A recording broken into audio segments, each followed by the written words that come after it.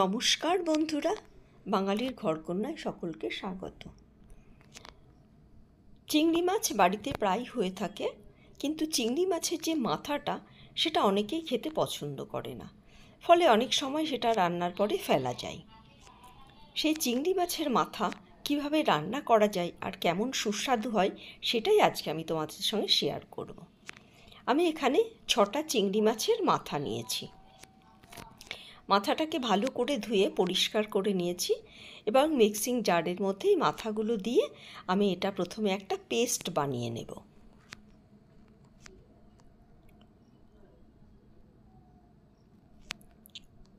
হয়ে গেছে পেস্টটা তৈরি করা। এবার আমি এটাকে একটা বাটির মধ্যে ঢেলে নেব।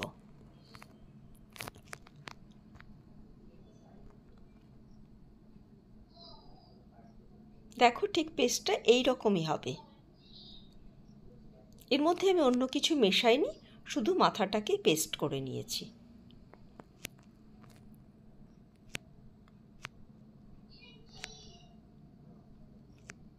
এবার আর একটা মিক্সিং জার নিয়েছি, এর মধ্যে আমি দিয়ে দেব 2 চামচ চিড়ে। এই চিড়েটাকে আমি গুঁড়ো করে একটা ডাস্ট বানিয়ে নেব। হয়ে গেছে এটাকে গুঁড়ো করে নেওয়া। এটা আমার বাইন্ডিংয়ে লাগবে। দেখো, ঠিক এই রকম গুঁড়োটা হবে। তোমরা এখানে ইচ্ছা করলে চালের গুঁড়ো বা বেসনও দিতে পারো, কিন্তু চিড়েটা দিলে বেশি মুচমুচে হবে। এবার এই যে চিংড়ি মাছের মাথা যেটা পেস্ট করে নিয়েছি, তার মধ্যে দিয়ে দিলাম স্বাদ অনুযায়ী রক সল্ট, দিয়ে দিলাম একটুখানি কর্নফ্লাওয়ার,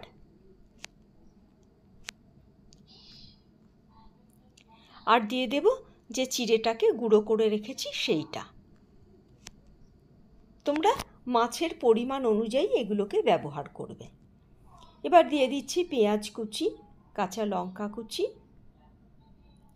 আর একটু বেশি পরিমাণে দেব ধনেপাতা, কারণ চিংড়ি মাছের একটা গন্ধ থাকে, তো সেই জন্য ধনেপাতাটা একটু বেশি দিলে টেস্টটা ভালো হয়। দিয়ে দিলাম হলুদ,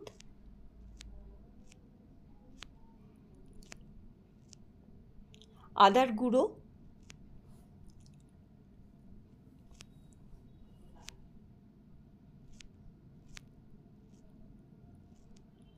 রসুন বাটা,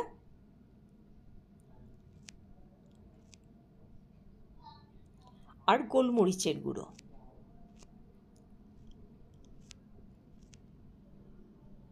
এবার সব কিছুকে খুব ভালো করে মেখে নেব।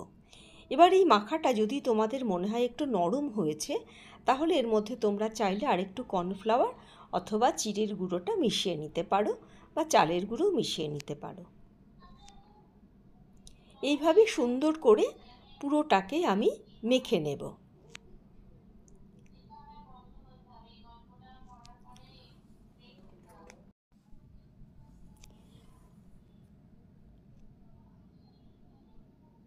মাখতে মাখতে আমার মনে হচ্ছে এটা একটু নরম রয়েছে, তাই আর যেটুকুনি চিড়ের গুঁড়ো ছিল সেটুকুনি এর মধ্যে দিয়ে দিলাম।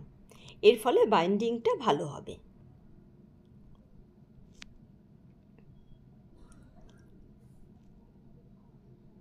খুব ভালো করে ঠেসে ঠেসে এটাকে একটু মাখতে হবে। যত সুন্দর করে মাখা হবে তত মুচমুচে হবে ভাজলে।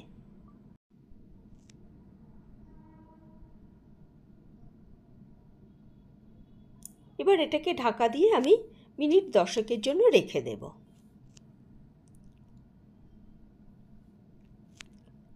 10 মিনিট পর কড়াইয়ে আমি 3 কাপ তেল নিয়েছি।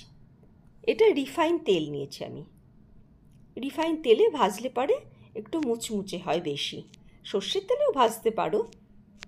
এবার যে যেরকম শেপ করে নেবে, গোল করে নিতে পারো। আমি একটু চ্যাপটা চ্যাপটা করে নিচ্ছি, তাহলে পারে ভেতরটাও বেশ ভালো মুচমুচে ভাজা হবে। না হলে ওপরেরটা ভাজা হবে, ভিতরটা একটু কাঁচা থেকে যাবে।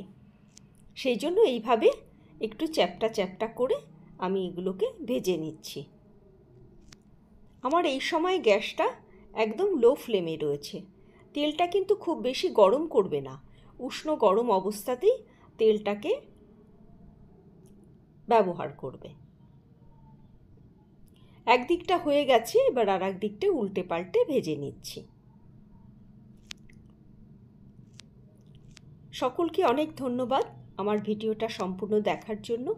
যারা আমার চ্যানেলে নতুন এসেছো তাদেরকে অনুরোধ করব অবশ্য করেই একটা লাইক, শেয়ার এবং সাবস্ক্রাইব করবে। যারা অলরেডি সাবস্ক্রাইব করেছো তাদেরকে অসংখ্য ধন্যবাদ। আর ডান দিকে যে নোটিফিকেশান বেলটা থাকবে সেই বেলটাকে তোমরা প্রেস করে দেবে, তাহলে পরে আমি যত নতুন ভিডিও দেব সবার আগে তোমার কাছে পৌঁছে যাবে। তোমরা যত কমেন্ট করবে তত আমি কিন্তু উৎসাহ পাবো আরও নতুন নতুন ভিডিও করার। দেখো এইভাবেই আমি সব পকোড়াগুলোকে ভেজে নিয়েছি, এরকম একটু লালচে লালচে কড়া করে।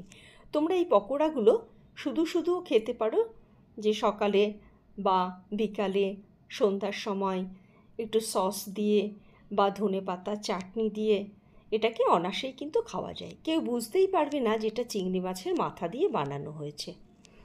আমি এইভাবেই সব কটাকে ভেজে নেব। আর একটা লট ভাজছি, তোমাদের দেখাচ্ছি কেমন করে আমি এটাকে ভেজে নিয়েছি, তাহলে পরে তোমরা ব্যাপারটা বুঝতে পারবে। দেখো তেলটা কিন্তু খুব বেশি একদম টকবক করে ফুটছে না, এইভাবে দেওয়ার পরে তেলটা কিন্তু আস্তে আস্তেই ফুটে উঠছে। তেলের এই বুদবুদানিটা কমে গেলেই তখন বোঝা যাবে যে এদিকটা ভাজা হয়ে গেছে।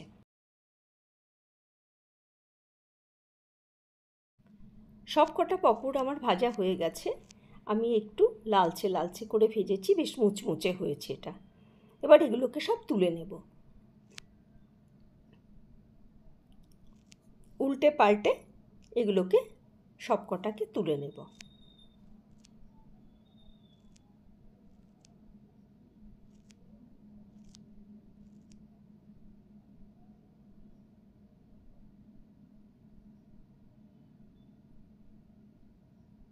তোমরা চাইলে ভাতের সঙ্গে হালকা মসুরির ডাল আর তার সঙ্গে এই মাছের পকোড়াটা কিন্তু খেতে পারো, সেটাও ভালো লাগবে। আমার সবগুলো ভাজা হয়ে গেছে, এবার আমি এটাকে সার্ভ করব।